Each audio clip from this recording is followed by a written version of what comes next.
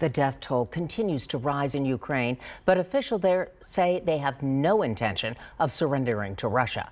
Hundreds of missile strikes were reported across the country, and Russian troops appear on the verge of capturing Mariupol as Ukrainians ignored an ultimatum to surrender on Sunday.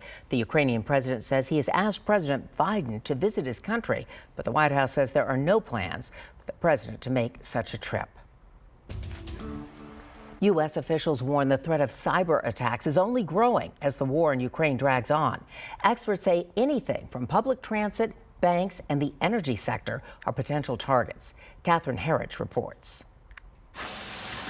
With the Russian invasion of Ukraine in its 8th week, a top U.S. cybersecurity official told 60 Minutes Vladimir Putin may resort to digital warfare against American targets. We are seeing evolving intelligence about Russian planning for potential attacks, and we have to assume that there's going to be a breach, there's going to be an incident, there's going to be an attack. A March FBI alert obtained by CBS News warned of increased reconnaissance by foreign actors of U.S. energy networks searching for vulnerabilities.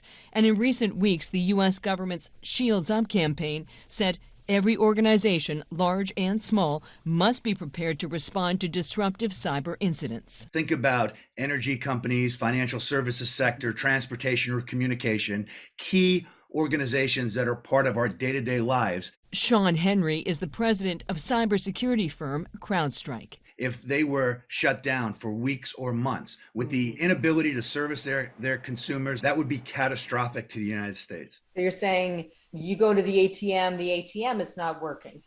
You try and get on public transit and the trains are not running.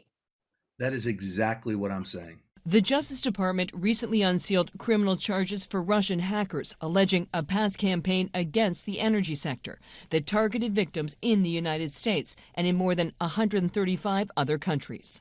It is very much the type of activity that we are warning about today when it comes to Russia's response to the world's response to the horror in Ukraine. Why do you think Russia has not unleashed a major cyber attack at this point? I think that it's an arrow in their quiver. I think that there may be some concern about what might happen in a retaliatory response.